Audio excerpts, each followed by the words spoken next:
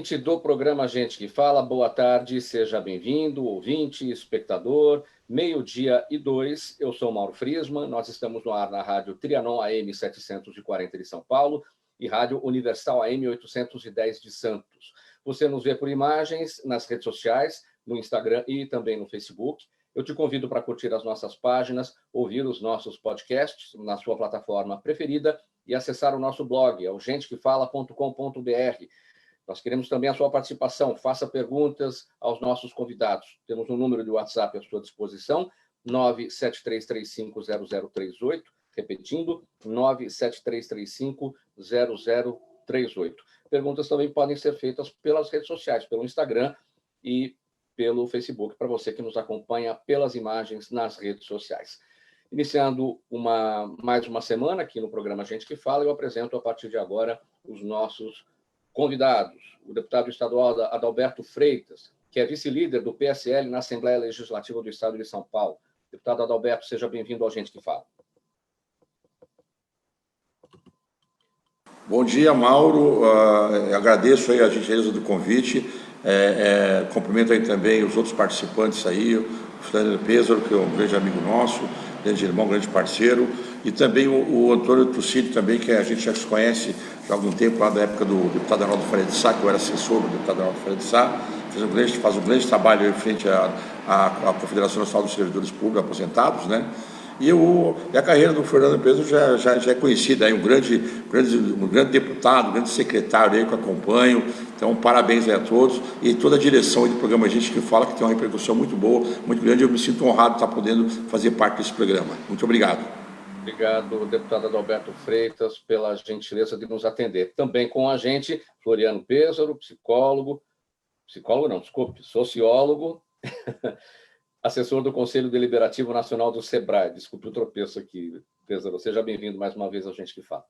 Você sabe que lá na minha faculdade a gente dizia que o psicólogo é o sujeito que atende o indivíduo e o sociólogo é o psicólogo do coletivo, né? É o que interpreta e atende o coletivo, né?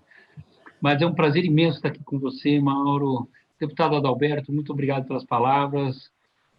Tucílio, bom estar com você novamente, já tivemos várias vezes juntos, agradecer mais uma vez ao Fausto, querido, ao Fausto Camunha e a Zenilda. É um prazer imenso estar aqui com vocês nessa nossa quarentena, né? Nós estamos aqui resistentes, mas sem perder as nossas esperanças e essa oportunidade de nós debatermos os temas mais importantes da sociedade aqui no Gente que Fala. Pêssaro, gostei dessa definição. O psicólogo é o do individual e o sociólogo é o do coletivo. Muito bom. E também com a gente o Antônio Tucílio, presidente da CNSP, a Confederação Nacional dos Servidores Públicos. Tucílio, bem-vindo. É um prazer muito grande, mais uma vez, estar nesse ambiente democrático e sempre com a participação. Hoje a mesa está recheada. Deputada Freitas, o meu abraço, com grande participação. E também já participei muitas vezes com o sociólogo e deputado o Floriano Pêssaro, que é um grande amigo, um grande parceiro, e tenho certeza que vamos fazer um debate muito importante para benefício do nosso país. Então, vamos lá, abrindo a nossa semana com o primeiro tema do Gente que Fala. Sob muitas críticas desde a demissão do ministro Sérgio Moro na sexta-feira, o presidente Jair Bolsonaro deve confirmar hoje os nomes de Jorge Oliveira como o novo ministro da Justiça e Segurança Pública e de Alexandre Ramagem como diretor-geral da Polícia Federal. Ambos são muito próximos à família Bolsonaro e assumem sob a desconfiança de que o presidente queira intervir em investigações da Polícia Federal e também do Supremo Tribunal Federal. Deputado Adalberto Freitas, o presidente Bolsonaro, no final de semana, digamos que fez uma pergunta à sociedade e a resposta ficou no ar. E daí? Ele perguntou, né? E daí, deputado, isso fere essas indicações, ambas as indicações ferem o princípio da impessoalidade, sim ou não? Impessoalidade administrativa, né? Sim, com toda certeza. Eu acredito aí que a saída do ex-ministro Sérgio Moro foi uma grande perda aí, para a sociedade como um todo, no trabalho que ele sempre fez, representa aí para o Brasil, né? E não só atrelado a essa questão dele sair, tem essa questão dessas indicações aí, que é notório que são pessoas ligadas à família do presidente. Inclusive, um dos indicados aí participou, padrinho de casamento do Eduardo, que foi no ano passado. O outro passou o Réveillon na casa do outro filho do Bolsonaro. Então, e nós sabemos também dessas investigações que estão feitas aí, que estão sendo desenvolvidas aí pela Polícia Federal, a pedido do Supremo Tribunal Federal. E com certeza as notícias que chegam é que estão chegando muito próximo dos filhos do presidente.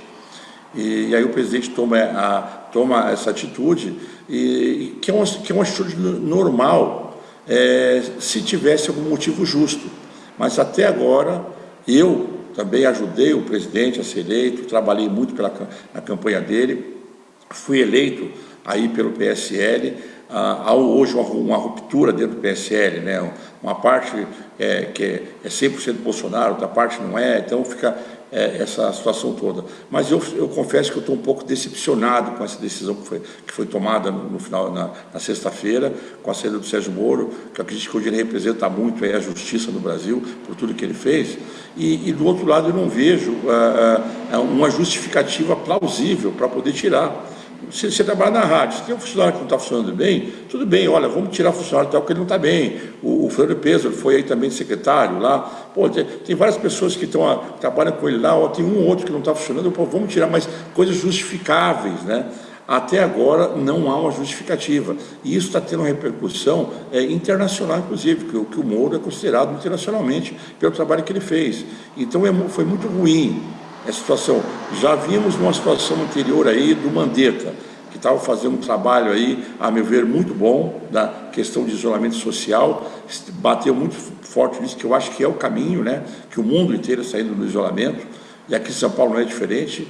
O governador João Dória está batendo também, aí eu acho que vai tomar algumas providências, daqui a pouco acho que ele vai falar a respeito aí do isolamento, que caiu um pouco o percentual de pessoas que estão no isolamento, que o ideal seria 70, que é para 50, agora está abaixo de 48, então ele tem que tomar alguma providência. Agora, essa questão aí do Moro é uma coisa que bateu muito pesado, até mesmo não só a decisão em si, como a forma como ela foi feita. Como ela foi conduzida, com diz-que, documento assinado por outra pessoa, e a reputação que o Sérgio Moro tem, não deixa dúvidas, ao meu ver, que ele não está aí errado no que ele fez, né? Porque eu acredito que a lei tem que estar acima de tudo. O presidente, ele está presidente, né? Vai ficar por um mandato de 4 anos, talvez mais um mandato de 4 anos, né? Agora, e depois ele vai embora. Só que as instituições no Brasil têm que ser respeitadas. A pessoa está de passagem por lá. Ela, nessa passagem que ela está lá no cargo, ela tem que respeitar a Constituição. Agora, levar a situação para um lado particular, com interesse bem claro aí, que são de defesa dos filhos, né? É uma coisa muito complicada, a meu ver, né? A minha opinião é essa, né? Eu acredito que já desde o começo do mandato do presidente, os filhos dele, os 3, têm interferido muito, né? E o pai, obviamente, eu acredito que ele fica numa saia justa, né? Porque sabe, ele é bom, mas os filhos estão por conta da idade, por conta de não sei o quê, do seu poder, que às vezes tem muitas pessoas que quando chegam no poder começam a exagerar um pouco no que faz, no que fala, né? Então eles estão prejudicando aí o mandato do presidente Jair Bolsonaro, que entrou com a confiança nossa para poder colocar o Brasil nos trilhos. Ele está fazendo coisa muito boa, ele tem bons ministros trabalhando, né? Mas essa questão política de interferência dos filhos está atrapalhando bastante. Floriano Pedro, sua avaliação sobre essa pergunta que ficou no ar. E daí, o presidente Bolsonaro deixou para a sociedade no final de semana. Fere ou não fere o princípio da impessoalidade administrativa essas duas indicações? Não, a rigor, acho que não fere, porque não são parentes, né? Então, do ponto de vista legal, não tem nenhum problema. Eu acho que tem do ponto de vista moral. Aliás, eu queria assinar embaixo tudo que o deputado Adalberto falou e parabenizá-lo, porque eu acho que ele deu o resumo da ópera, né, deputado? É isso mesmo. Nós ficamos decepcionados porque a forma como as coisas estão acontecendo no Brasil não são boas. Não são boas para a democracia e não são boas para a relação institucional, né? O Bolsonaro, ele não é o Bolsonaro, ele é o presidente da República. E para todo cargo, o Tutílio sabe bem disso, tem uma liturgia. E essa liturgia deve ser respeitada como instituição. O Bolsonaro ele vai sair, mas a instituição fica. Então, institucionalmente, ele tem que seguir uma liturgia, né? E a coisa não está bem. A saída do Mandetta não foi boa, né? Há uma fritura permanente, vai desgastando a relação das pessoas. Não é só uma relação do presidente da República com o seu ministro. Tem equipe embaixo. Então, a equipe vai ficando sentida. Tem funcionários públicos que gostam mais ou menos do chefe, mas estão lá trabalhando para o interesse público. Né? E quando você vê interesses privados invadindo o interesse público, você tem um problema. Então, eu acho que esse é o caso. Né? Do ponto de vista legal, nada o proíbe de nomear quem ele quiser, desde que não seja parente em primeiro e segundo grau. Mas, do ponto de vista moral, não é bom. Não é bom, até porque há, se eu não me engano, 4 investigações que foram determinadas pelo Supremo Tribunal Federal, pelo STF, desde a fake news até essa questão dos próprios filhos, e que, portanto, o presidente deve ter cautela. O que a gente pede ao presidente Bolsonaro é cautela nas suas decisões e foco naquilo que é mais importante. Nesse momento, o mais importante é o combate à epidemia, né, do coronavírus, do Covid-19, e como vamos sair da crise econômica, que ela será enorme, monstruosa no mundo inteiro e no Brasil também. Então, eu acho que esses são os 2 temas que o presidente deve estar com a cabeça integralmente voltada para eles. Todo o resto é menos importante. Tutílio, sua avaliação, você compartilha da opinião do Péssaro sobre esse aspecto moral das indicações? Eu não posso discordar nem do deputado e nem do meu amigo Floriano Péssaro, porque eles colocaram muito bem as coisas. Só que eu acho que foi muito inadequado esse momento. Eu acho que eu, por exemplo, não quero aqui defender ninguém, acho até que é uma prerrogativa do presidente da República colocar a pessoa que ele acha melhor, porém, problemas que o Péssaro já colocou muito bem, não podemos concordar em favorecer família, não. Tem que ser uma coisa legal, honesta. Só que o momento foi de uma forma inoportuna totalmente, porque nós estamos numa crise violenta, temos que verificar esse problema do vírus, do coronavírus, o problema econômico é violento. Então, primeiro, o Bolsonaro não deveria pedir nesse momento. E também o Moro deveria ter um diálogo maior. Eu acho que o Moro foi um verdadeiro herói nacional, quando ele colocou pessoas na cadeia, até inclusive o presidente da República, o ex-presidente da República, Lula, muitos empresários, muitos políticos. Acho que foi um benefício enorme para o país e ele realmente tem uma atuação brilhante. Mas vamos separar também o problema Moro-juiz e Moro, ministro da Justiça, que não foi assim tão atuante como nós gostaríamos que fosse. Né? E também Bolsonaro, que, eliminou um problema violento que nós tínhamos aqui durante 12, 13 anos, com uma corrupção total, o PT colocando em todos os sentidos o que era pior para o Brasil, e o Bolsonaro foi uma solução para tentar minimizar esse problema, e eu acho que o Brasil estava num bom caminho, o Brasil está começando a melhorar a sua economia, o Paulo Guedes com uma equipe muito boa, então isso veio transtornar e está sendo muito politizado. Eu queria só lembrar um problema que aconteceu em 2007, quando o Lula também alterou o nome do diretor-geral, mudou o diretor-geral, mudou inclusive o diretor da ABIN, não nada, não houve nenhuma repercussão. A própria Folha de São Paulo, que hoje ataca violentamente o governo, ela disse que não tinha nenhum problema naquela ocasião, que poderia ser feito. É claro que tem que ter momentos, tem que ter porquê, né? Você tem que dizer por que você está dizendo. E, naquela ocasião, o próprio Lula disse, olha, eu preciso de informações, eu preciso de relatórios para verificar as grandes operações. Mas ninguém verificou quais foram as grandes operações. Hoje está se falando, e eu acho inadequado, o Bolsonaro está fazendo, junto aos seus filhos, um privilégio. Não pode. Mas eu acho que a inoportunidade do momento, tanto de um lado como do outro, foi lastimável. No meu modo de ver, deveria ter mais tempo, deveria... E um acusou o outro. E nós agora temos Aras, o procurador-geral, abriu um inquérito, nós vamos verificar quem tem razão. Será que o Moro mentiu? Será que o presidente mentiu? Eu fiquei na dúvida, sinceramente.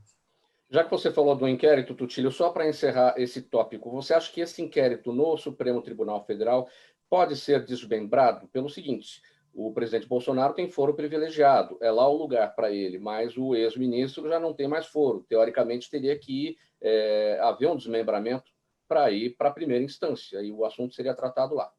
Sim.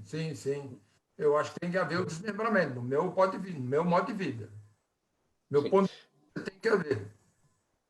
Certo. Pessoal, vamos passar agora o assunto para a Covid-19. Vamos lá. O levantamento da Universidade Federal Americana Johns Hopkins aponta que o mundo irá superar hoje a marca de 3 milhões de casos confirmados de coronavírus, com mais de 210 mil mortes. Aqui no Brasil, os números indicam mais de 60 mil infectados e cerca de 4.300 óbitos. Mas o país é acusado pela comunidade científica de enfrentar, abre aspas, uma brutal subnotificação. Deputado Adalberto Freitas, esse aspecto da subnotificação, ou seja, nós não sabemos exatamente o que está acontecendo no Brasil, quem está doente, quantos estão doentes, isso pode atrapalhar qualquer plano no sentido do que se fala, de abertura de economia, de volta à vida normal. A gente não sabe o que está acontecendo. Já está atrapalhando e está atrapalhando muito. Na realidade, a minha forma de ver a situação, quando nós soubemos dessa pandemia, já bem no passado, né, a gente sabe aí que essa questão que nós temos, a festa do Carnaval, já era para ter já isolado lá essa questão do Carnaval no Brasil inteiro, não houve, porque nós sabemos que houve interesse econômico maior, né, para poder não cancelar. Eu acho que isso também atrapalhou um pouco. E logo depois, na sequência, até completando um pouco o que o Cílio falou aí, as nossas autoridades, em vez de sentarem numa mesa, presidente, governadores, prefeitos, e todos irmanados tentar resolver a situação, começaram a briga em rede nacional. E a pessoa lá da ponta, lá, o seu João, o seu Zé, a dona Maria lá, o Fernando Peso sabe disso, lá do fundão aí da Zona Sul, da Zona Leste, da Zona Norte, todos os fundões aí que são esquecidos na parte da assistência social, eles não querem saber de briga, eles escolhem os mandatários aí, seja da nação, do Estado, da Prefeitura, eles querem ter o retorno, e não ir na televisão e ver um falando que não, tem que ter isolamento, o outro fala que não tem que ter isolamento. Então está muito confuso isso, para nós aqui, isso atrapalhou muito, né?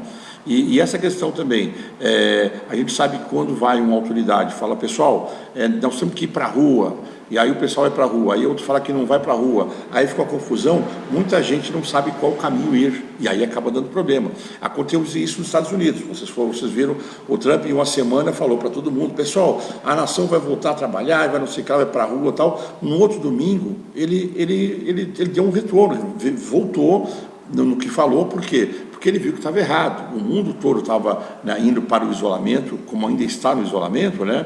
E aqui no Brasil, não. O Brasil está até essa confusão toda, então já está nos atrapalhando e vai nos atrapalhar mais ainda. A questão agora da Boeing, também aí que cancelou o contrato aí, com a Embraer, isso é uma coisa extremamente ruim para nós, né? Já está atrapalhando, fora essas questões também de comércio que não funciona, que não conseguimos conseguimos achar ainda o meio termo, né? Ou seja, uma parte tem que ficar no isolamento social, outra parte tem que trabalhar. Só que a gente não conseguiu saber o que fazer para poder chegar num denominador comum. Então, isso não nos atrapalha tanto, e agora nós já estamos entrando numa situação, numa crise política. E quando entra numa crise política, que nem que nós já entramos a partir de semana passada, é ruim que as coisas começam a parar. Isso quando o Tucílio falou, não é o momento adequado de fazer nada agora. O pessoal tinha que segurar as decisões, por piores que fossem, né? Deveriam segurar essas decisões e colocar a pátria, colocar o Brasil, colocar o povo em primeiro lugar,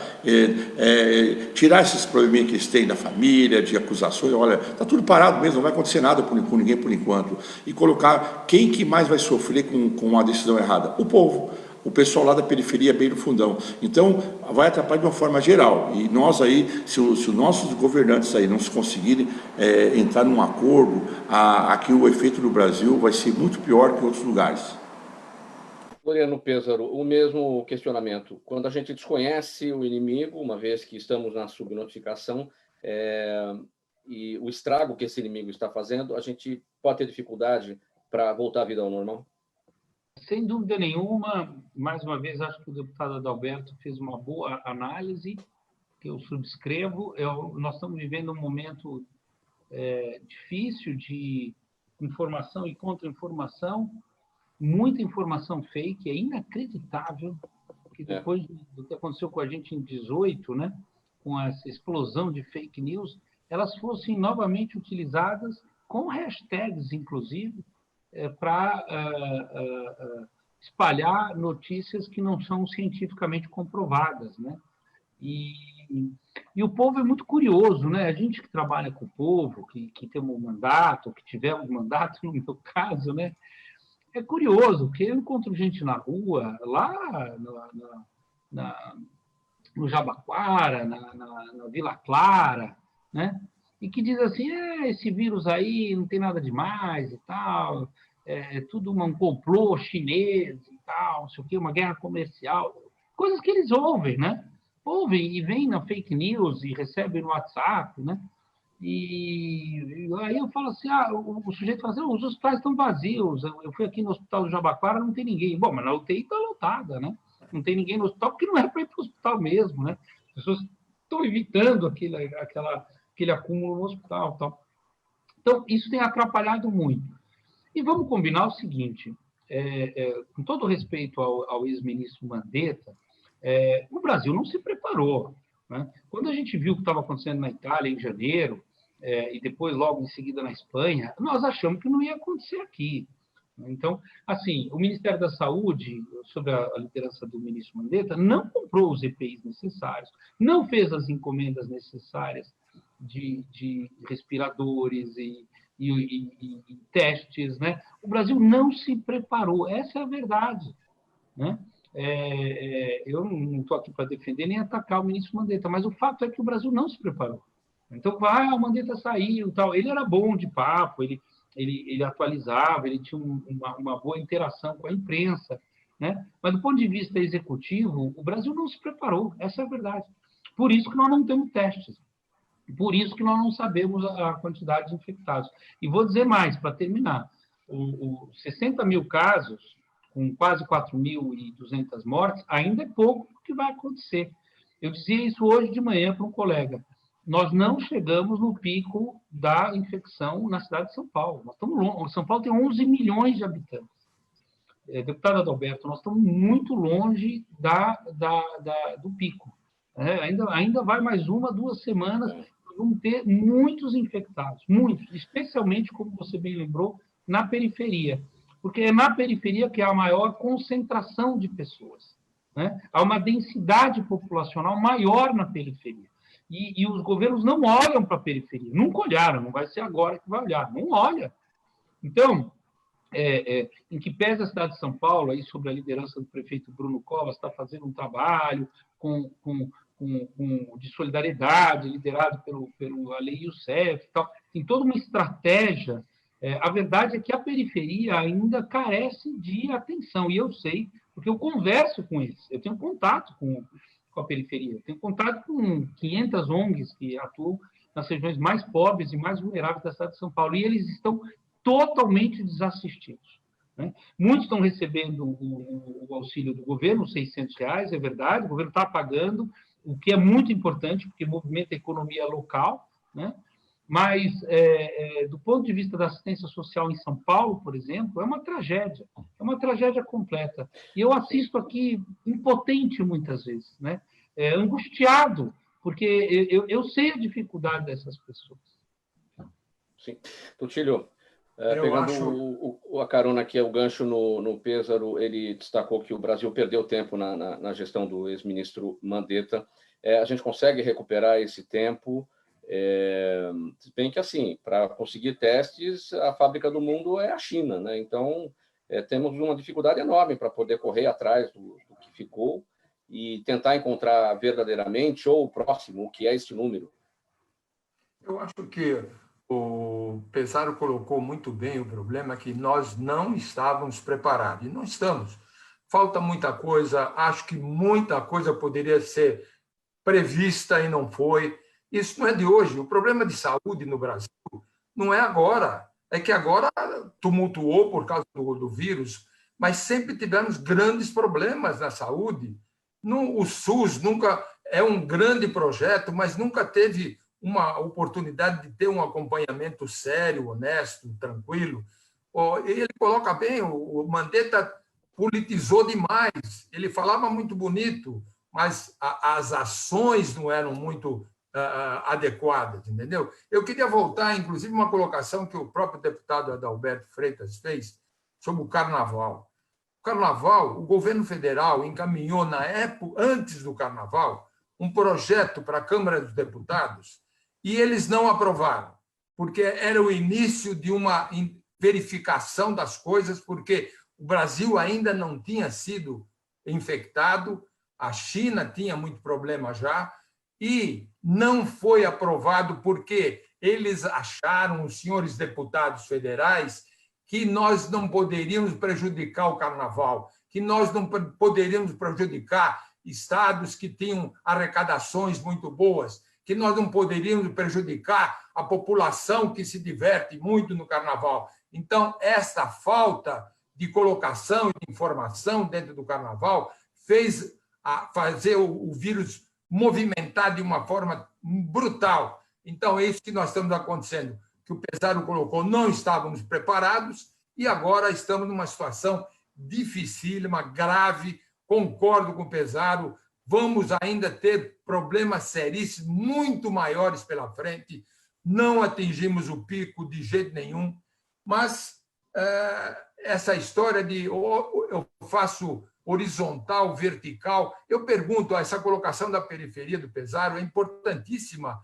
Eu coloco, a periferia pode fazer o vertical? Não pode. Ela tem 2, 3, 4, 5, 6 pessoas na mesma habitação. Como é que ela faz? Alguém sai e depois volta, está no mesmo ambiente. Então, como é que faz? Ou morre de fome, tem que trabalhar? Tem. E aí? Até uma colocação, hoje se faz muito terrorismo no Brasil também, né? A Rede Globo é ótima para fazer terrorismo. Faz coisas importantes, mostra covas e mostra coisas incríveis, faz o povo ficar com medo. Mas foi uma colocação que eu vi, até foi o Pondé que colocou nesses dias. Ele diz, olha, na hora que minimizar essa pandemia e que o Brasil já ficar mais calmo e que a coisa se localizar na periferia, será que vai haver tanta divulgação e tanta coisa que estão fazendo aí hoje? Porque hoje ninguém mais tem informação. Tudo é coronavírus e tudo é divulgação extraordinária, movimentando o povo e assustando o povo brasileiro. Tem que ter ações e não fazer terrorismo. Nós temos que aplicar coisas. Testes, não tem testes, né? Não dá para fazer. Então, tem que haver. A economia é importante, também é importante, porque vai ficar muita gente ser desempregado e nós vamos passar, muita gente vai passar fome e aí vai dar problema na saúde. Então, uma coisa não pode sair fora da outra. A saúde é super importante e a economia é super importante, mas precisa de ações mais rígidas por parte de todos e não politizar governadores com o governo federal. Tem que haver uma união e essa união não está acontecendo. Você, ouvinte e espectador, acompanha o programa Gente que Fala na Rádio Trianon AM 740 de São Paulo e Rádio Universal AM 810 de Santos. Nós também estamos nas redes sociais, no Instagram e no Facebook. Não estamos transmitindo dos estúdios da Rádio Trianon, cumprindo a necessidade do isolamento social, isolamento preconizado pela Organização Mundial da Saúde, seguido aqui pelo Ministério da Saúde brasileiro. O número de WhatsApp para suas perguntas para os nossos convidados, 973350038. Você também pode usar o Facebook e o Instagram para formular as suas perguntas aqui para os nossos participantes. Mais um tema aqui no programa Gente que Fala de hoje, 12h32 agora. O estado com o maior número de casos de coronavírus no país, São Paulo ganhou um projeto de lei que quer obrigar estabelecimentos comerciais a oferecerem álcool em gel aos consumidores. O projeto foi criado pelo deputado Adalberto Freitas, que está aqui com a gente, antes mesmo do decreto de quarentena, mas pode ser uma importante ferramenta na reabertura de bares, restaurantes, lanchonetes, mercados, centros comerciais e shopping centers. Deputado Adalberto Freitas, essa proposta caminha de que forma na Assembleia Legislativa hoje? Por quais comissões já passou? Como é que está a tramitação? Olha só um minutinho, Mauro, antes de entrar nesse assunto do projeto de lei, só queria complementar aí, foi falado pelo Tucílio, dessa questão grave que está sendo na questão da periferia, e também complementar, além de complementar, eu quero complementar também o Fernando Peso, porque ele tem um conhecimento muito bom de periferia, conhece barbaridade o que acontece na periferia, e então ele tem assim, ele está falando com propriedade. Ele falou até a questão da Vila Clara, que eu trabalhei 15 anos com o Arnaldo Freire de Sá, ali, bem pertinho ali. Inclusive, quero mandar um abraço para o Everaldo Gaspar, que está aí, trabalha contigo aí, que está nos ouvindo e nos assistindo. Bom, agora deixa eu falar a respeito do projeto de lei. Logo que surgiu isso daí, nós já sabíamos que, apesar de, em dezembro, aí, os primeiros casos do coronavírus, nós já previmos, quem acompanha aí as manchetes internacionais, que nem eu faço muito isso, hoje você consegue acessar o mundo todo pelo teu celular, né? Então eu acompanho muito o que está acontecendo lá fora. E tenho amigos que moram na Espanha, Estados Unidos, Inglaterra e outros lugares, e o pessoal me manda algumas notícias e me falava como a situação estava lá. E eu achei necessário, naquele momento, fazer alguma coisa para poder ajudar. E nós sabemos que o álcool gel é uma coisa assim, que é extremamente importante, né, na batalha para o vírus não se multiplicar aí na rapidez que ele faz, né? Então, eu coloquei o projeto de lei, e quando ele foi para as comissões, surgiu aquele estado de calamidade pública que teve prioridade. O Fernando Pedro já foi deputado, sabe como que é, você quer fazer uma coisa, mas aí surge um fato novo, que é mais importante, que é melhor, o nosso projeto acaba ficando de lado, não conseguiu passar em nenhuma comissão ainda, não foi nem para a comissão, não chegou nem a ser apreciado. Então, por quê? Porque veio a calamidade pública, aí houve o isolamento, nós paramos de trabalhar fisicamente na Assembleia Legislativa, houve uma parada geral, nós, os funcionários todos, né? E aí nós começamos só a tratar do Covid. Ali, depois da calamidade, veio agora, nós estamos com o projeto de resolução de redução do subsídio dos deputados, estamos trabalhando em cima disso, né? Não estão dando na velocidade que a gente quer, porque a gente sabe que tem as normas da casa, né? Então, ainda o meu projeto de lei ainda não conseguiu ainda avançar. Mas eu acredito que logo depois que passar isso aí, nós vamos continuar a falar desse assunto, porque eu acredito que essa crise vai nos deixar uma lição, que nós vamos ter que tomar providência nessa questão de higienização pessoal.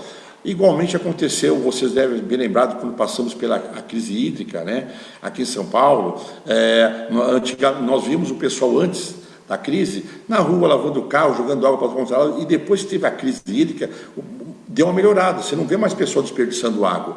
Então, eu acredito que igualmente aconteceu nessa crise agora, essa crise, infelizmente, nós vamos ter muitas baixas, mas vai deixar um legado aí, de até da forma de nós agirmos perante assim, o nosso amigo, a sociedade, de termos uma responsabilidade da higienização pessoal e até mesmo os proprietários de comércio, de hotéis e derivados aí, para poder permitir que a gente tenha uma asepsia melhor.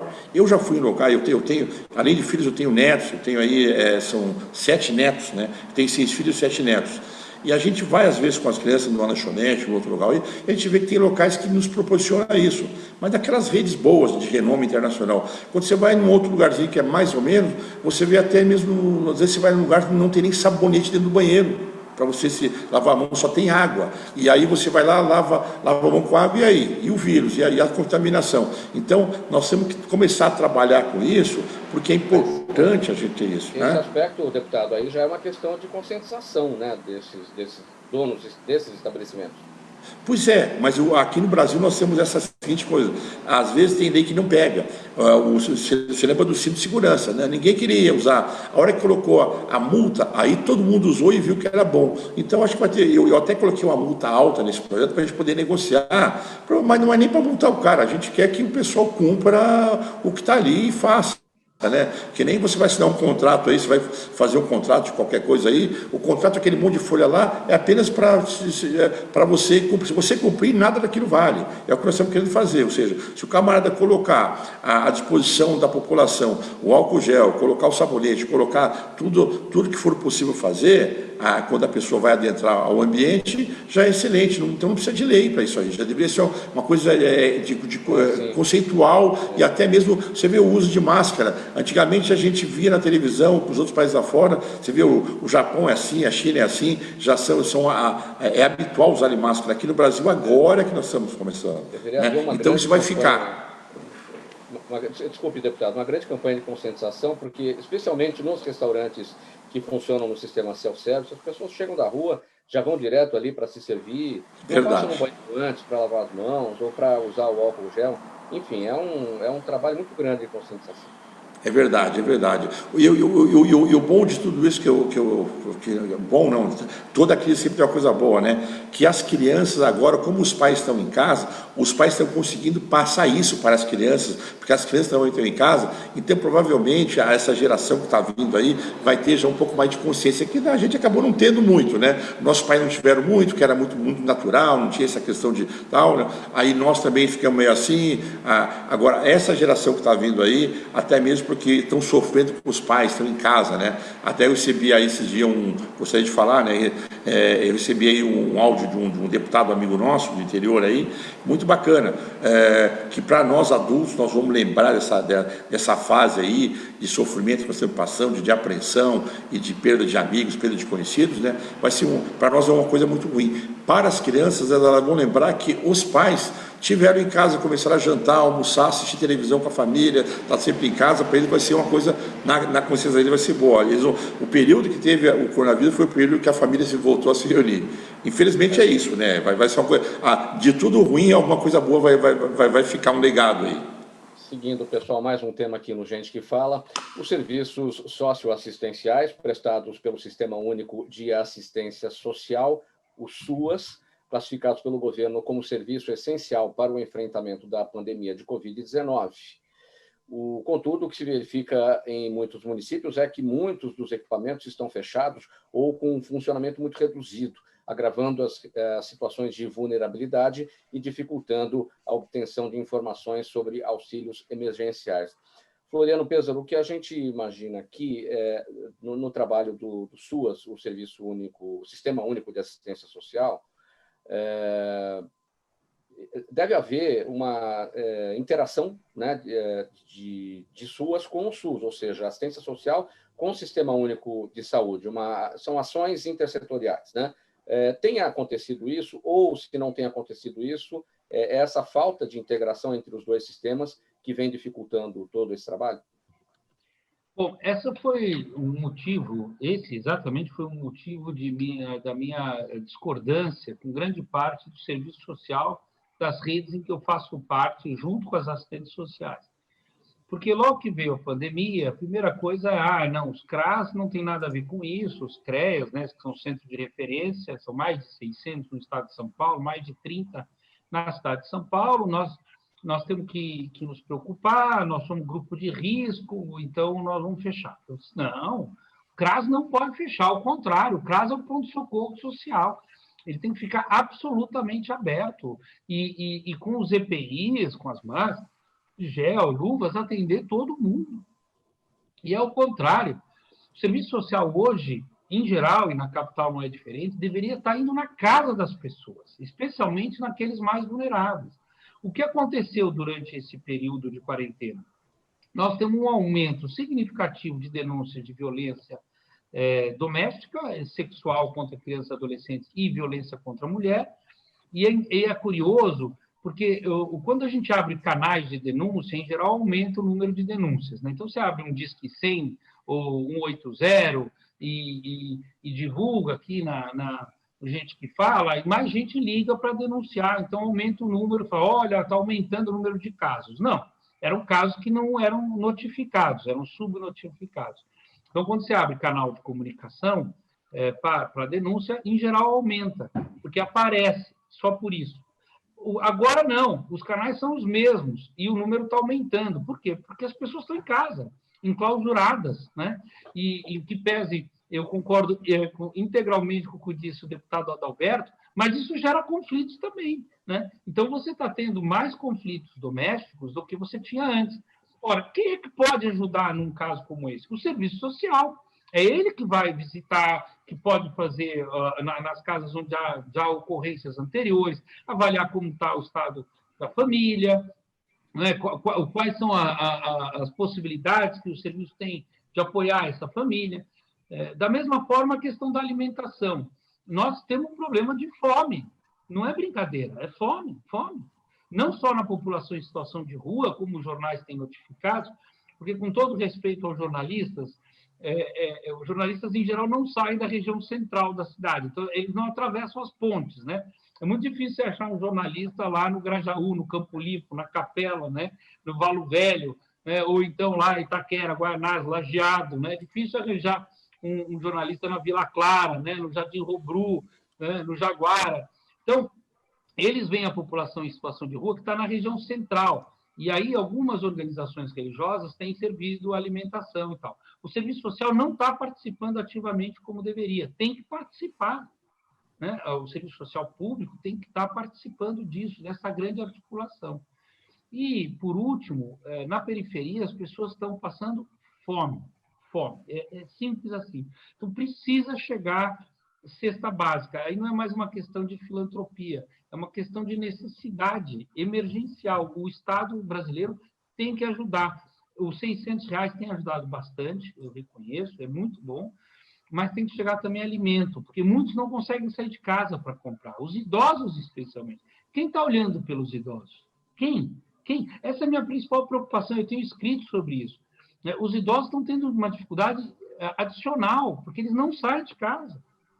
Então, é preciso uma rede de solidariedade grande. São Paulo pode dar o exemplo, né? Já foi montada uma estratégia que eu considero razoável, não tem sido eficiente nas regiões mais distantes do centro. E essa é a nossa principal preocupação nesse momento.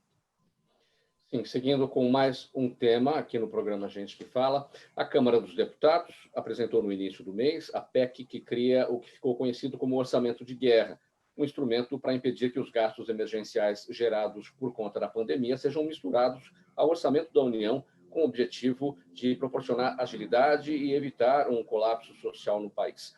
A matéria foi modificada pelo Senado e agora aguarda um parecer do governo antes de ser analisada novamente pela Câmara. O que acontece é o seguinte, Tutílio, então essa matéria foi aprovada pela Câmara, foi para o Senado, foi modificada, o relator, o senador Anastasia, no caso aí, na mudança, ele limitou a ampliação dos poderes do Banco Central e incluiu a proibição para que as empresas beneficiadas usem os créditos que pagam lucros e dividendos dos acionistas. Ou seja, isso agora depende de uma análise posterior, né? Essa perda de tempo pode implicar em quê? Olha, eu quero colocar, antes de mais nada, eu queria parabenizar o Pesaro por essa preocupação preocupação e esse trabalho que ele tem na periferia.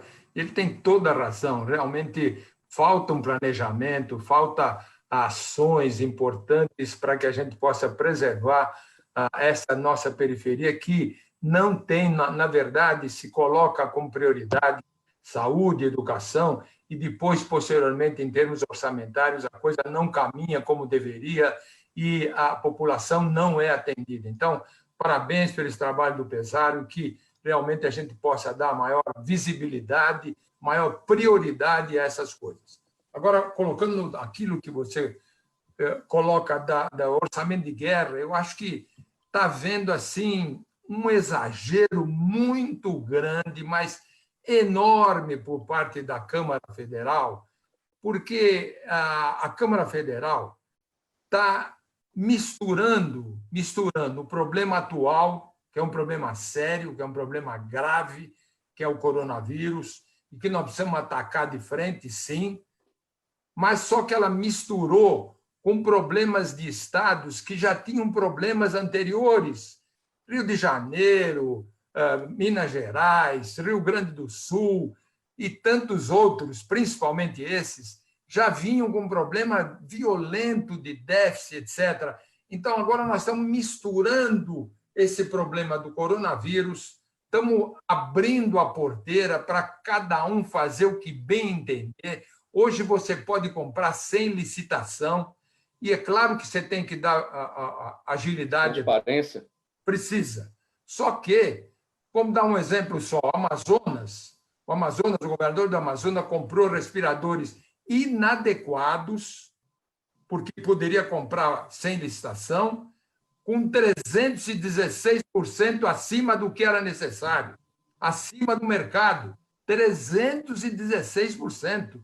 Isso é um absurdo total. Não pode acontecer essa mistura em que a gente politiza tudo e a Câmara está fazendo esse trabalho de uma forma muito errada, muito vergonhosa, no meu modo de ver, querendo fazer com que... Eu não estou defendendo o governo, não tenho procuração do governo, mas aprovando aquilo que a Câmara está querendo, nós vamos ter um déficit muito grande lá na frente, a economia vai sofrer muito mais,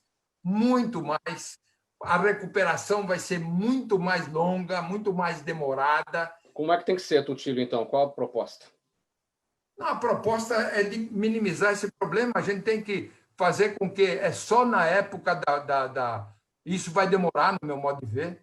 Eu acho que nós temos esse ano pela frente aí, vai ter um problema violento do coronavírus, e só para essa época. Só que eles querem postergar isso e fazer com que as dívidas... Vai aumentar a dívida brasileira? Vai aumentar muito. E aí? Quem paga isso? No povo brasileiro. É sempre o povo que paga tudo isso e vai pagar mais uma vez. Tem que minimizar. Vamos abrir, sim, para fazer com que o coronavírus seja atendido? Ótimo. Só que não podemos misturar e fazer com que estados não tenham nenhuma preocupação. Veja, por que o Estado vai ter preocupação de obter receita se toda a receita que ele obteve lá em 2019, se ele não conseguir, o governo federal banca? Então, ele não precisa fazer nada. E isso é que está errado, isso que a Câmara quer, e isso que não pode politizar. O senhor Rodrigo Maia está politizando e ajudando alguns estados que não pode acontecer em termos de povo. O povo paga a conta e nós não podemos pagar essa conta. Fala, Floriano, você pediu a palavra? Você está fechado o microfone, por favor. Desculpa, eu acho que o tem razão, mas é necessário que a gente enxergue todos os lados. Então, eu acho que a gente precisa tentar entender o porquê que nós estamos caminhando para essa... Qual é essa urgência, né? Aonde que está pegando essa urgência? Quando a gente pensa no tal do orçamento de guerra, na verdade, o que a gente está fazendo é separando o que é o gasto corrente do que é o gasto extraordinário, né? Porque até para um não contaminar o outro e também não contaminar os investidores, o mercado, enfim. a questão do dólar, né? Nós estamos vivendo nesse momento um dos dólares mais caros da história da República, né? Nós estamos quase a R$6 um dólar, 5,65, 5,70. Isso, obviamente, que não representa a riqueza do Brasil, né? O que nós somos. Outro dia, a moça que trabalha comigo falou assim para mim: ô Floriano, o que significa esse dólar a 5,60? Eu falei: significa o seguinte: um americano vale 5,60 brasileiros. É mais ou menos isso. Então, se você pegar 5 brasileiros, né, somar 5 brasileiros, ele equivale a um americano. É claro que isso está errado, né? Mas esse é justamente a dúvida dos investidores, né, daqueles que põem dinheiro no Brasil, que investem, que o câmbio é flutuante. Eles tiram o dinheiro quando eles têm essa dúvida. Afinal, quanto que o país está pagando? Quanto que é o gasto? Quem vai pagar essa conta? Como ela vai ser paga? Então, são dúvidas ainda que não foram esclarecidas. Não pode dar um cheque em branco, né, Pesaro? O cheque em branco é que não pode ser dado, né? Não, sem dúvida nenhuma. Isso assusta mais, né, Tutílio? Claro. Então, assim, você tem que dizer, olha, realmente agora é a hora dos governos gastarem. Eles vão gastar sem ter. Isso é o governo americano, o governo brasileiro, o espanhol, chinês, todo mundo vai gastar para fazer a economia continuar rodando, né? É como se você estivesse na bicicleta, o termo não é mais bom, já foi bom no passado, mas como se você estivesse pedalando, né? Que agora o pedalar ficou feio depois da Dilma, né? Mas se você estiver pedalando e parar de pedalar, o que acontece para quem anda de bicicleta? Cai. Então, a economia é a mesma coisa. Então, você precisa injetar dinheiro. Depois você vai ver como é que você vai cobrir esse rombo lá na frente, né? Como é que, deputado Adalberto, vai ficar a nossa dívida? Vamos ter aumento de impostos para pagar essa conta? O dinheiro do investidor virá? Porque, como diz o ministro Paulo Guedes, ele é contra o dinheiro público em obras. Ele quer, claro, pela agenda liberal, o dinheiro dos investidores. Mas onde é que está esse dinheiro agora em tempo de Covid? Olha, eu concordo 100% com o que o Tucílio falou, está coberto de razão no que ele falou, que alguma coisa vai ter que acontecer. Eu acredito, viu, Mauro, que a coisa está meio perdida. Eu acredito que eles não têm ainda planejado o que eles poderão fazer, porque eles não sabem do tamanho do rombo que vai ficar, porque dia após dia o governo está mandando dinheiro. É dinheiro para isso, dinheiro para aquilo, é tudo para o combate ao Covid. E eu não sei, a gente não sabe o que vai ter, o que vai ficar lá de rombo. Nós acreditamos, né, que a economia estava indo um patamar bom, esperava-se que no segundo semestre agora nós já estaríamos em franco desenvolvimento pelas medidas que foram tomadas de recessão no ano passado, o governo economizou e o Guedes fez uma boa administração com os valores que tinha aí disponível, né?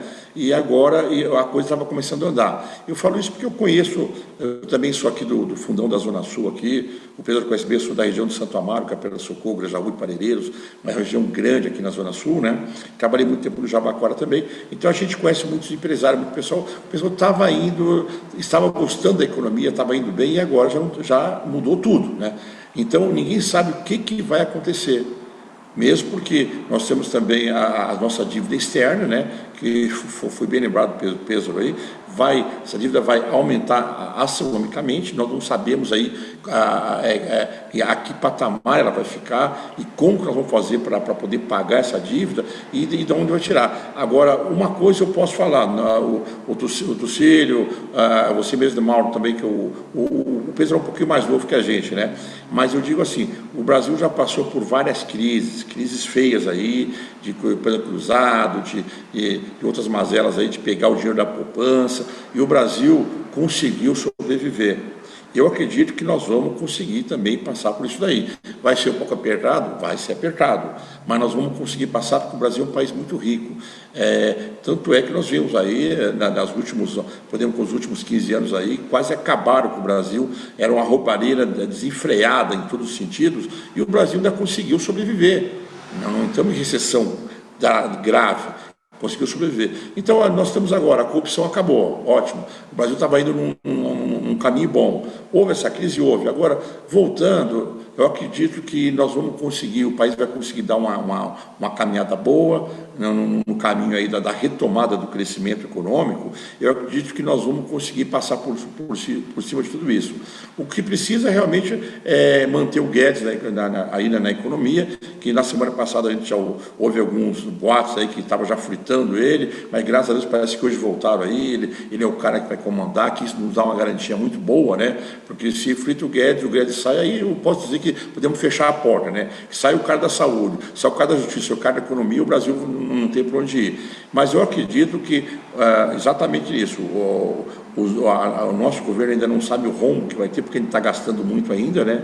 Tanto é que essa questão do auxílio de 600 que estavam dando, eles têm uma programação, já deu uma falhada aí na semana passada, muita gente ficou de receber, acho que vou retomar os pagamentos a partir de hoje ou amanhã, mas não está tendo aí o valor suficiente para poder pagar para todo mundo. Então isso é complicado e não está gerando caixa também para o Brasil. Então só está saindo. Então uma hora nós vamos ter que se olha, pessoal, o rumo do Brasil é isso aqui, como é que nós vamos fazer? Aí obviamente a equipe econômica vai ter que dar uma solução. Deputado, como é que fica a performance do ministro Paulo Guedes daqui para frente, com a agenda que ele já tinha desenhado? Temos reforma tributária, temos reforma administrativa, tudo isso ficou parado, com esse movimento agora de aproximação do presidente Bolsonaro com o Centrão? Eu acredito que, infelizmente, nós sabemos que o Centrão tem um poder enorme dentro do Congresso. Pode ser que a gente não goste de como o pessoal se porta em relação ao que nós necessitamos, né? Mas não há como tomar alguma providência assim, boa em relação ao caminho que o Brasil deve seguir sem passar pelo crivo do Centrão. É impossível, o presidente não vai conseguir governar se não sentar com o Centrão e tentar fazer aí algumas conversas com ele, como ele sempre fala, precisa conversar, precisa entrar nos acordos lá. Então acho que vai ter que realmente ir para uma mesa, chamar o presidente da Câmara, do Senado e conversar e convergir para que consigam resolver as situações todas e que o Brasil comece a andar. Porque se parar lá, a crise política, automaticamente a crise financeira vem na sequência. Deputado, o tempo do programa chegou. Mauro, eu queria só você já se despede em seguida. Não, eu queria colocar o deputado Adalberto fala no Centrão, e o Centrão precisa pensar mais no povo brasileiro. O Centrão precisa pensar menos nas atitudes pessoais deles. Eles têm que pensar num planejamento do Brasil, têm que pensar no Brasil, têm que pensar no povo que está passando muita dificuldade, muita fome, né? Na periferia toda, que o Pesaro coloca muito bem. Então, não queira só ganhar cargos, não queira só fazer politicagem, porque nós precisamos de gente séria, de gente honesta que pense no Brasil. É isso que eu penso. Concordo contigo, Conselho. Essa participação... Pois não, doutor. Não, só concordo contigo que você falou, viu? Tenho meu avó, concordo contigo que você falou. Vamos para as despedidas. Um abraço, obrigado, Mauro, obrigado, Pesaro, obrigado, deputado Adalberto. Foi um prazer muito grande e isso me faz fazer com que essa quarentena fique um pouquinho melhor, né? Que a gente possa passar, se Deus quiser, vamos passar, vamos com confiança, com fé, e o Brasil vai superar tudo isso e vamos voltar à normalidade, se Deus quiser. Deputado Adalberto, suas pedidas. Olha, eu quero agradecer a todos os ouvintes aí da Rádio Trianon, pessoal do programa Gente que Fala, agradecer aí o Floriano Pêsaro, que é um grande parceiro, o Antônio Tucílio. Você, Mauro, mais uma vez, parabéns aí pelo teu programa, que nesse momento que nós temos de certeza é extremamente importante a sociedade saber o que está acontecendo. Parabéns, também quero comentar a Zenilda, que está nos bastidores aí, que organizou tudo isso. Quer dizer, sempre tem uma mulher para nos ajudar nos bastidores, para fazer a coisa funcionar. Então, um grande abraço a todos os ouvintes aí da Rádio Trianon e mais uma vez, parabéns por tudo e obrigado pelo convite de participar desse grande programa. Obrigado, deputado. Floriano Pêsaro, sua palavra. Obrigado, Mauro. Obrigado, Zenilda. Um abraço ao Fausto Tramunha. Tutílio, prazer imenso estar com você. Se cuida. Boa saúde, né? Cuide-se aí, não deixe o pessoal abusar de jeito nenhum. E, deputado Adalberto, um grande abraço, um prazer imenso. Meu compromisso, quando acabar a pandemia, eu vou tomar um café contigo aí para nós conversarmos um pouco. Eu fiquei muito feliz com os seus comentários, com as suas ideias, e vou te visitar em breve. Obrigado, pessoal. Muito obrigado, minha gente. Obrigado pela gentileza de atender o programa Gente que Fala. O deputado estadual Adalberto Freitas, vice-líder da bancada do PSL na Assembleia Legislativa de São Paulo, o sociólogo Floriano Pêssaro, assessor do Conselho Deliberativo Nacional do SEBRAE, e o Antônio Tutilho, presidente da Confederação Nacional dos Servidores Públicos. Na mesa de som, Sérgio Souza, que também é o nosso gerente técnico na Rádio Trianon, apresentação minha, Mauro Friesman, pauta e redação Pedro Schiavon, diretora de produção Zenilda Salvato, no nosso apoio operacional aqui na sala de videoconferência, o jornalista Ricardo Godoy, a direção-geral do programa do jornalista Fausto Camunha, o agradecimento a você, ouvinte e espectador especialmente também das redes sociais, do Instagram e também do Facebook. Muitas perguntas vieram pelas redes, não deu tempo para a gente apresentar essas questões para os nossos entrevistados, mas aqui o agradecimento à participação de todos e vocês que são a razão da nossa presença aqui todos os dias. Até amanhã. Tchau, tchau.